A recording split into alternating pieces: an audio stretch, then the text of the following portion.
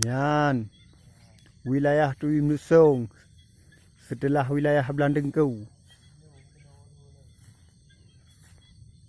Yan kena musibah atau Tengku Gunau atau Pang Gunau. Syederalun, gangguan gajah liar di sejumlah desa dalam Kecamatan Senagan Timur, Nagan Raya semakin meningkat. Gangguan gajah sudah sangat meresahkan, karenanya perlu penanganan yang lebih maksimal. Sementara itu, gajah liar pada Rabu 27 Januari malam kembali berkeliaran di Desa Tui Melusong, Kecamatan Senagan Timur, Nagan Raya. Penduduk kembali meledakkan mercon dengan harapan menjauh dari desa dan tanaman warga. Video warga yang diperoleh serambinews.com terlihat sejumlah warga pada Rabu malam meledakkan mercon guna mengusir gajah untuk menjauh dari pemukiman.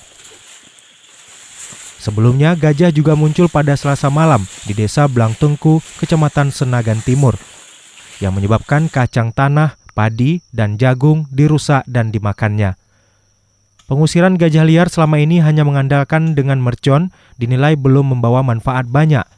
Gajah liar itu hanya sesaat menjauh dan kemudian kembali mendekati permukiman dan merusak tanaman. Camat Senagan Timur Okra Umran menyampaikan harapan kepada BKSDA Aceh untuk menangani gangguan hewan yang dilindungi itu sehingga tidak semakin parah.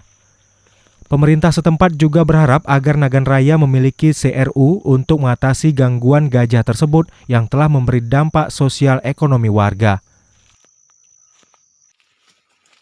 Dari Nagan Raya, Rizwan, Serambi On TV.